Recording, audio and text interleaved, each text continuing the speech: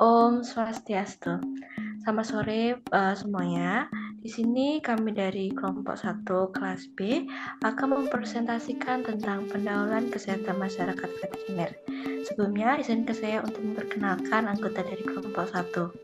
Yang pertama ada Alvin Nawadia Wijaya dengan NIM akhir 046, lalu ada Alfian Cahaya Ramadan dengan NIM akhir 059, dan juga ada Auran Mistra Kabel yaitu saya sendiri dengan NIM akhir 095. Next slide. Nah, dosen pengampu dari mata kuliah kesehatan veteriner ini ada Dr. Hewan Ida Bagus Nguras Wacita MP sebagai koordinator, dan juga ada Dr. Hewan Iketut Swada MSI, lalu ada Dr. Hewan Romi M. Handri Mufa MSI, lalu ada Dr. Hewan Kadek Karang AMP, lalu ada Dr. Hewan Imade Sukada MSI, lalu ada Dr. Hewan Iwayan Masa Tenaya MPhil PhD, dan juga ada Prof. Dr. Hewan Iwayan Swardana MSI. Next slide. Pokok pembahasan untuk hari ini atau sekarang kita akan membahas 5 pokok bahasan. Yang pertama adalah sejarah singkat kesehatan masyarakat, lalu ada periode perkembangan kesehatan masyarakat, lalu ada perkembangan kesehatan masyarakat veteriner, lalu ada perkembangan kesehatan masyarakat veteriner di Indonesia, dan juga ada hubungan ilmu kesehatan masyarakat atau IKM dengan kesehatan masyarakat veteriner atau Kesmafet. Slide.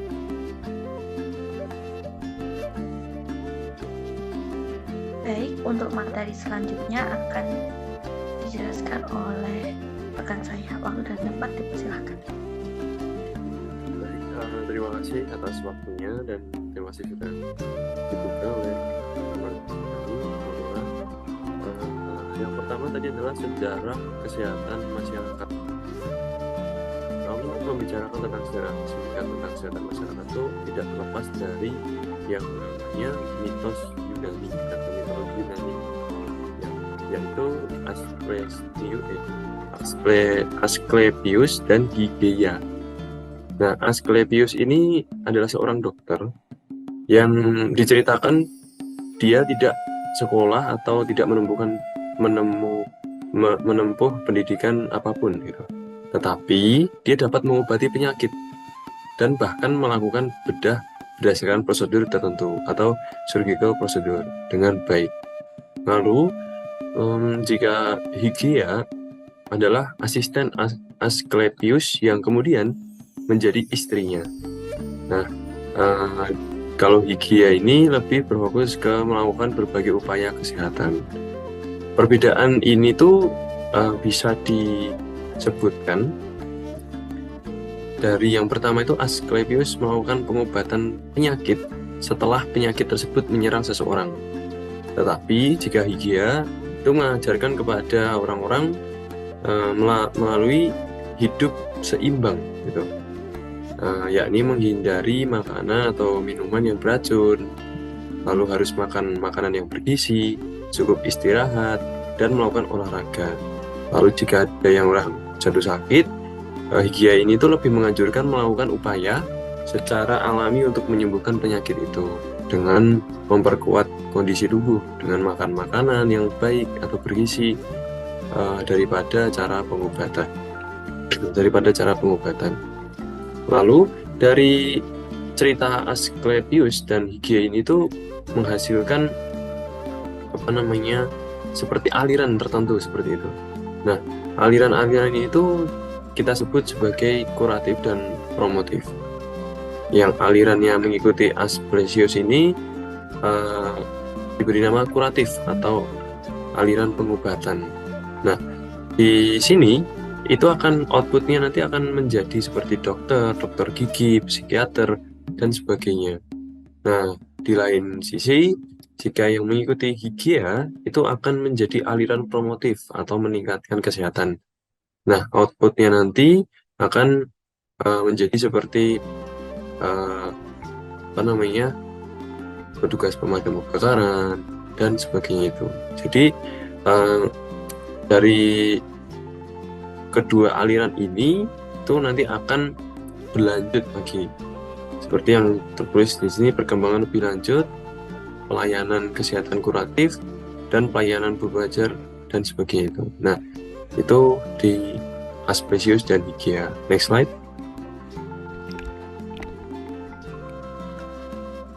Lalu perbedaan dari kuratif dan preventif ini ada beberapa. Seperti tadi, sasaran yang pertama itu ada sasaran. Kalau kuratif itu lebih ke individu karena pengobatan, tapi jika preventif lebih ke masyarakat karena penyuluhan, seperti itu. Dan seterusnya, hingga pada yang kelima adalah sistem penanganan. Kalau kuratif lebih parsial atau biologis, hanya biologis. Lalu jika preventif itu lebih utuh, secara utuh gitu. Biologis, psikologis, hingga sosialnya itu semua masuk ke dalam aspek preventifnya itu. Kemudian next slide. Ya, periode perkembangan kesehatan masyarakat akan dijelaskan oleh teman saya.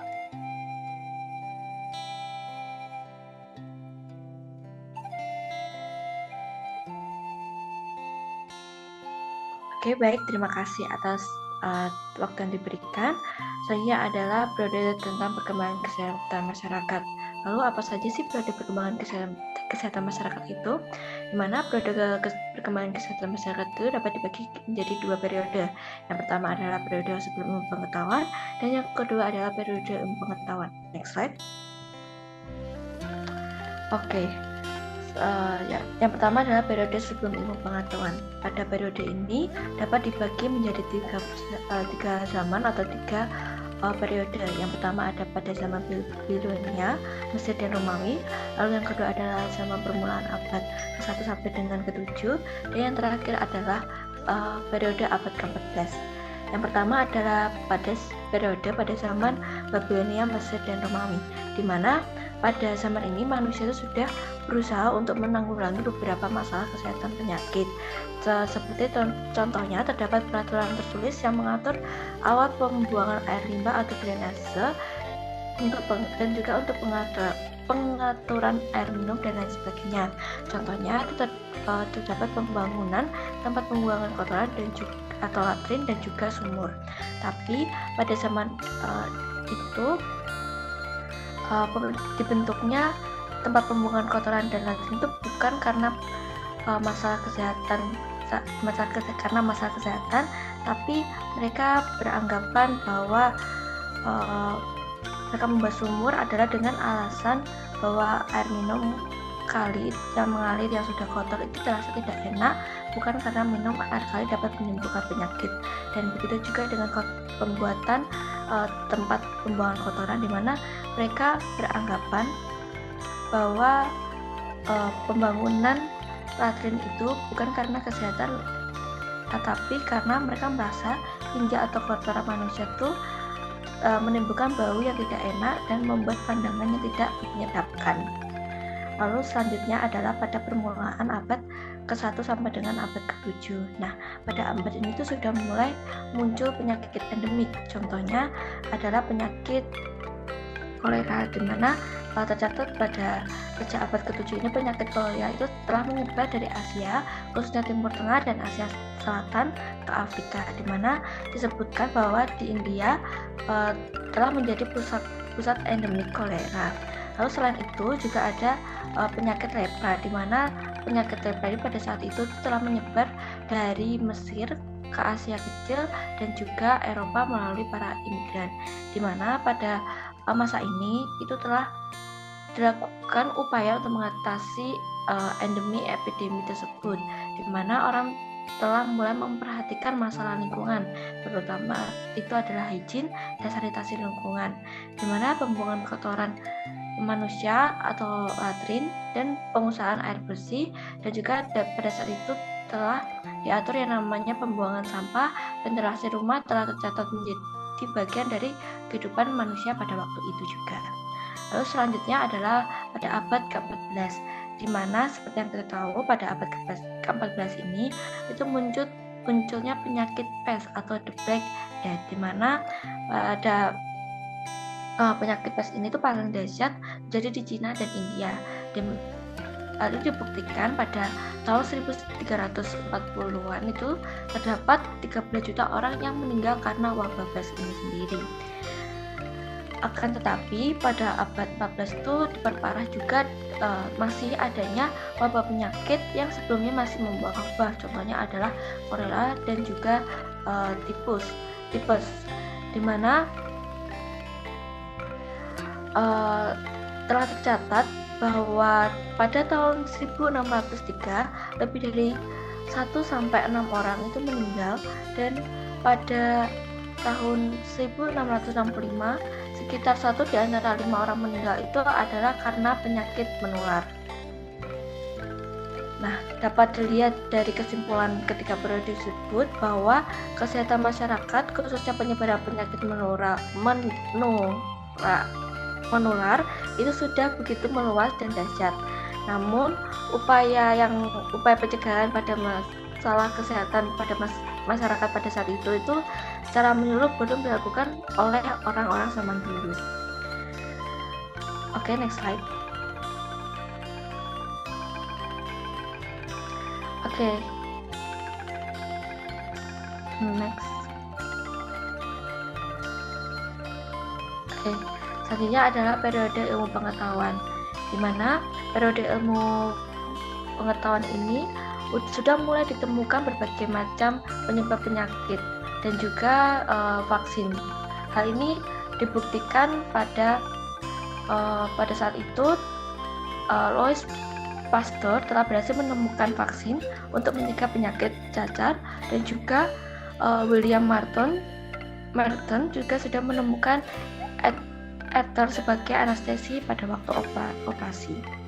Lalu periode ini sendiri itu dapat dibagi menjadi 4 peristiwa besar, di mana yang pertama adalah pada tahun 1832, di mana pada waktu itu sebagian besar rakyat Inggris terserang wabah kolera, terutama masyarakat yang tinggal di perkotaan miskin. Maka dari itu, pada tahun itu Parlemen Inggris membentuk komisi untuk menyelidiki dan untuk menangani masalah kolera itu sendiri, di mana akhirnya Parlemen Inggris mengeluarkan undang-undang yang isinya mengatur sebagai upaya peningkatan kesehatan penduduk, terutama sanitasi lingkungan, sanitasi tempat kerja dan pabrik, dan juga dan lain sebagainya. Lalu selanjutnya adalah pada akhir abad ke-19 dan awal abad ke-20, di mana pada abad ini itu mulai dikembangkannya pendidikan untuk tenaga kesehatan yang profesional. Hal ini dibuktikan pada tahun 1895 telah dibentuk sekolah fakultas kedokteran pertama di Amerika, di mana kurikulum sekolah-sekolah kedokteran ini itu sudah terlihat bahwa masyarakat mulai peduli dan aware tentang kesehatan masyarakat. Lalu untuk perkembangan kurikulum sekolah kedokteran ini sudah didasarkan pada satu asumsi bahwa penyakit dan kesehatan itu merupakan hasil interaksi yang dinamis antara faktor genetik, lingkungan fisik, lingkungan sosial, termasuk kondisi kerja, kebiasaan perorangan, dan pelayanan kedokteran atau kesehatan. Selanjutnya adalah pada tahun 1855, di mana pada tahun 1855 ini adalah tahun di mana terbentuknya atau terjadi pembentukan Departemen Kesehatan Pemerintah oleh pemerintah Amerika, di mana fungsi dari departemen ini adalah untuk menyelenggarakan pelayanan kesehatan bagi penduduk, termasuk perbaikan dan pengawasan sanitasi lingkungan. Di mana lalu selanjutnya adalah pada tahun 1872, di mana pada tahun 1872 ini diadakan pertemuan pemerhati kesehatan masyarakat, atau di mana pada pertemuan ini menghasilkan berdirinya Asosiasi Kesehatan Masyarakat Amerika, atau yang dapat disebut dengan American Public Health Association. Oke, next slide.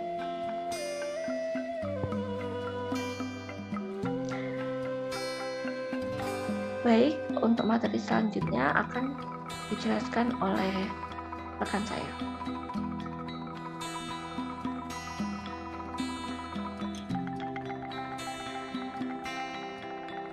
Oke, baik. Selanjutnya yang ketiga adalah perkembangan kesehatan masyarakat veteriner. Ini dimulai saat tahun 1950, itu pasca Perang Dunia Kedua. Waktu itu banyak menyerang rabies, ada rabies, brucellosis, tuberkulosis, sifil, dan leptospirosis. Nah, kemudian berlanjut juga ada di tahun 1959 ada yang namanya Veterinary Public Health, yang artinya segala usaha masyarakat yang dipengaruhi oleh ilmu kedokteran. Dan itu secara singkat perkembangannya itu ternyata semua dimulai di tahun 1950 setelah pasca Perang Dunia Kedua. Ya, next slide.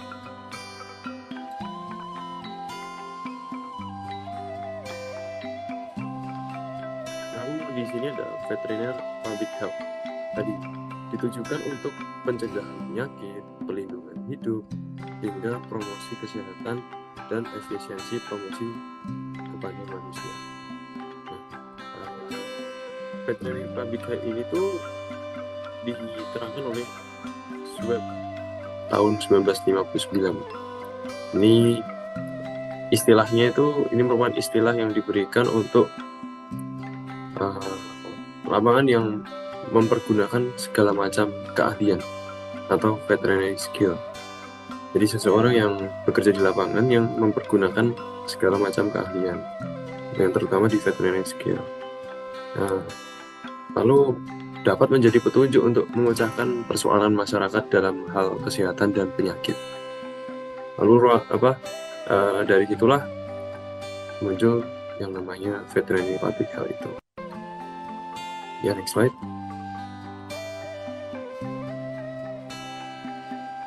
Lalu untuk Veterinary Public Health sendiri mempunyai ruang lingkup yang cukup luas. Yang pertama dari segi berperan dalam pencegahan, pengawasan, dan pembasmian penyakit atau zoonosis. Yang kedua adalah berperan dalam pengawasan terhadap bahan makanan, terutama yang berasal dari hewan. Lalu yang ketiga berperan dalam hal sanitasi lingkungan, dan yang keempat berperan dalam hal pendidikan dan riset. Di banyak negara itu unit kesehatan masyarakat veteriner ini dimasukkan ke dalam departemen kesehatan dengan tujuan supaya dokter hewan itu dapat berpartisipasi secara maksimal untuk meningkatkan kesehatan masyarakat tanpa menghilangkan arti tugas dan kewajiban teman sejawatnya yang ada di departemen pertanian. Gitu. Next slide. Ya, mungkin itu dari perkembangan kesehatan masyarakat veteriner. Selanjutnya dilanjutkan oleh teman saya. Terima kasih. Baik, selanjutnya adalah perkembangan kesehatan masyarakat veteriner di Indonesia, di mana pada perkembangan kesehatan masyarakat veteriner di Indonesia ini diatur pada beberapa poin, di mana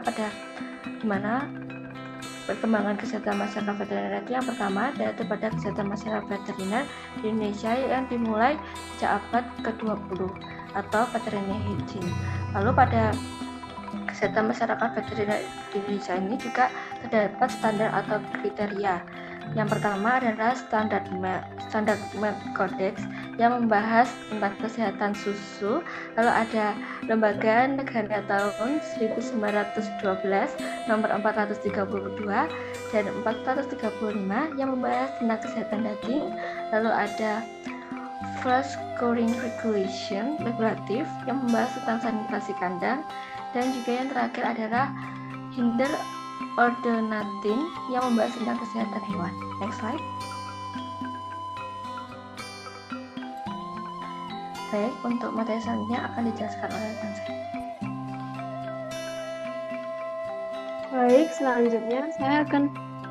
Baik, selanjutnya mohon maaf, suara saya terdengar apa enggak ya?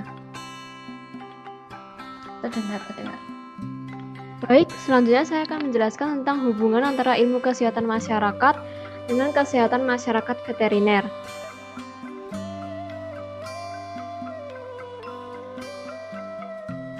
Dapat dilihat untuk definisi Kesmafet pada Undang-Undang Republik Indonesia Nomor 6 Tahun 1967 tentang ketentuan-ketentuan pokok peternakan dan kesehatan hewan Pasal 1 Ayat 1. Kesmafet adalah segala urusan yang berhubungan dengan hewan dan bahan-bahan yang berasal dari hewan yang secara langsung atau tidak langsung mengaruhi kesehatan manusia. Selanjutnya yaitu fungsi Kesmafet. Apa sih fungsi dari Kesmafet itu? Kesmafet memiliki 3 fungsi, yaitu melindungi konsumen dari bahaya yang dapat mengganggu kesehatan manusia. Misalnya ada penularan penyakit yang berasal dari konsumsi bahan makan asal hewan atau foodborne disease, menjamin ketentraman batin masyarakat terhadap kemungkinan adanya zoonosis, dan melindungi petani atau peternak akan turunnya nilai dan mutu bahan makanan asal hewan produksinya. Selanjutnya, ruang lingkup Kesmafet seperti tertera pada UERI Nomor 6 Tahun 1967 Bab 3 Pasal 21. Tindakan yang ditetapkan oleh pemerintah meliputi 1. A. Pengawasan terhadap pemotongan hewan. B. Pengawasan terhadap perusahaan susu. C. Perusahaan unggas, perusahaan babi. C. Pengawasan dan pengujian terhadap susu, daging, dan telur. D. Pengawasan terhadap pengolahan bahan makanan yang berasal dari hewan. E. Pengawasan dari pengujian bahan makanan yang berasal dari hewan yang diolah. Dan F. Pengawasan terhadap bahan-bahan hayati yang ada sangkut pautnya dengan hewan, bahan pengawet makanan, dan lain-lain. 2. A. Pemberantasan rabies pada anjing, kucing, kera, dan antropozoonosa penting lainnya. B. Pengawasan terhadap bahan-bahan yang berasal dari hewan, yaitu kulit, bulu, tulang, kuku, tanduk, dan lain-lain. C. Dalam pengendalian antropozoonosa diadakan kerjasama yang baik antara instansi-instansi yang langsung dan tidak langsung berkepentingan dengan kesehatan umum. Lebih lanjut, 1. PPRI Nomor 22 Tahun 1993 Bab 2 Pasal 2 tentang pengawasan kesehatan masyarakat veteriner. Setiap hewan potong yang akan dipotong harus sehat dan telah diperiksa kesehatannya oleh petugas yang berwenang. 2. PPRI Nomor 22 Tahun 1993 Bab 4 Pasal 24 Ayat 2 Pelaksanaan pencegahan dan pemberantasan rabies diselenggarakan dengan kerjasama dengan instansi lain. 3. PPRI Nomor 22 Tahun 1983 Bab 5 Pasal 27 Pencegahan dan pemberantasan zoonosis merupakan kewajiban pemerintah dan dilaksanakan bersama antara instansi-instansi yang langsung atau tidak langsung berkepentingan dengan kesejahteraan dan kepentingan umum.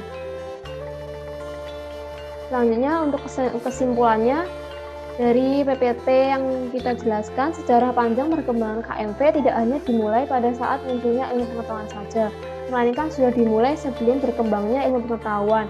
Bahkan hubungan antara kesehatan atau penyakit hewan dengan manusia sebenarnya telah lama diketahui orang, tetapi baru disadari sepenuhnya oleh para ahli setelah Perang Dunia II. Hubungan antara ilmu kesehatan masyarakat dengan kesehatan masyarakat veteriner juga dapat dilihat pada Undang-Undang Republik Indonesia. Baik, sekian presentasi dari kelompok 1. Terima kasih.